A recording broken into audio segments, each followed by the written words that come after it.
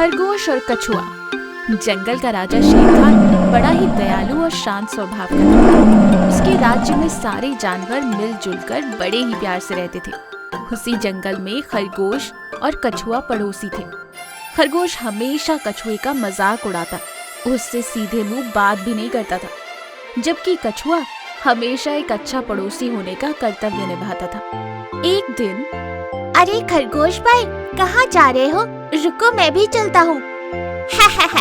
तुम और मेरे साथ? अरे मैं जहाँ जा रहा हूँ वहाँ मुझे आज ही पहुँचना है, 2 दिन बाद नहीं, समझे? ये क्या कह रहे हो तुम? वैसे तुम मुझे दोस्त कहकर बुलाना छोड़ ही दो।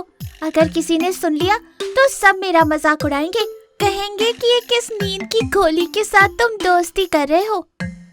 ये कहकर खरगोश वहाँ से चला जाता है। कछुआ उदास हो जाता है कि तभी ये सब उधर से गुजर रहा शेर खान देख लेता है और वहाँ से चला जाता है। अगले दिन शेर खान कछुए और खरगोश को सभा में बुलाता है। खरगोश अपने वक्त पर आ जाता है, पर कछुआ बहुत देर लगा देता है। अरे कछुए, तुमने आने में इतनी देर क्यों लगाई? इससे पहले कि कछुआ कोई जवाब देता, खरगोश हंसते हुए कहता है, महाराज, ये तो मुझसे पहले ही घर से निकल गया था, फिर भी यहाँ आने में इतनी देर लगा दी। आपको इसे 2 दिन पहले ही बुलाना चाहिए था, तब जाकर ये सही वक्त पर आता। देखो, मेरा जन्मदिन आने वाला है और मैं चाहता हूँ कि उस दिन खरगोश और कछुए में दौड़ की प्रतियोगिता हो। अरे महाराज, ये क्या कह रहे हैं आप? इस कछुए से मेरी बराबरी? महाराज, खरगोश कछुए को तो एक पल में हरा देगा। हाँ महाराज, हाथी सही कह रही है। मुझे नहीं लगता कि कछुआ इसके लिए तैयार होगा। तभी शेर खान कछुए से पूछता है, क्यों कछुए, क्या तुम्हें यह प्रतियोगिता मंजूर है? जी महाराज, मुझे मंजूर है। तो ठीक है, फिर मेरे आने वाले जन्मदिन पर यह प्रतियोगिता होगी। ये सुनकर खरगोश और बाकी सारे जानवर हंसते हुए वहाँ से चले जाते हैं। शेर खान कछुए से कहता है, कहीं तुम खरगोश की बातों का बुरा तो नहीं मान रहे हो? नहीं महाराज, भला मैं क्यों अपने दोस्त की बातों का बुरा मानूंगा? भले ही वो मुझे अपना दोस्त ना मानता हो, पर मैं उसे हमेशा अपना दोस्त और एक अच्छा पड़ोसी ही मानूंगा। मुझे पूरा यकीन है कि तुम ये प्रतियोगिता जरूर जीतोगे। उस दिन से कछुआ रोज दिन रात दौड़ का अभ्यास करने लगा।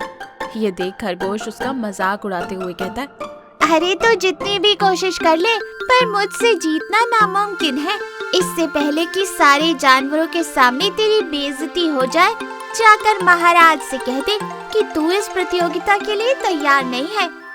ये सुनकर कछुआ हंसते हुए वहाँ से चला जाता है। लगता है हार के डर से इसका दिमाग सठिया गया है। दिन यूं ही बीत रहे थे। आखिरकार शेर खान का जन्मदिन आ ही जाता है।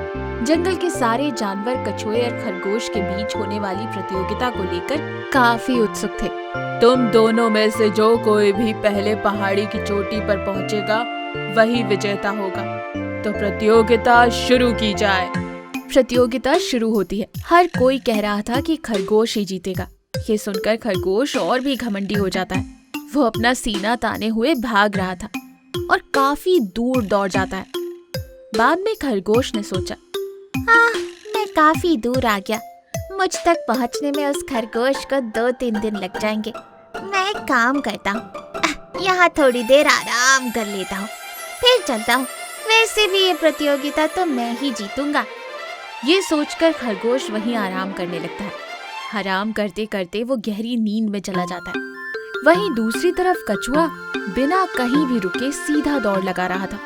वो देखता है कि खरगोश गहरी नींद में है और वो चुपके से आगे बढ़ जाता है और प्रतियोगिता जीत जाता है। इधर जब खरगोश की आंख खुली तो वो फिर से दौड़ लगाने लगा।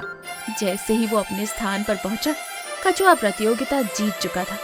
सारे जानवर उसे बधाई दे रहे थे। खरगोश को ये बात हजम नहीं हुई और वो गुस्से से आग बबूला हो गया। ये देख शेर खान बोले, लगता है तुम अपनी हार को बर्दाश्त नहीं कर पा रहे हो। और नहीं तो क्या महाराज, मैं एक आलसी कछुए से हार गया, ये मेरे लिए शर्म की बात है। तुम्हारे इसी घमंड ने तुम्हें हराया है। कछुआ जानता था कि वो तुमसे कभी भी जीत नहीं पाएगा, पर फिर भी उसने अपने आत्मविश्वास को मजबूत किया और ये प्रतियोगिता जीत गया।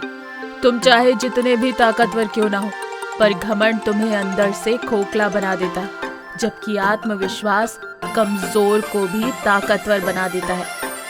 ये सुनकर खरगोश को अपनी गलती का एहसास हुआ और वो कछुए से माफी मांगता है और दोनों फिर अच्छे दोस्त बन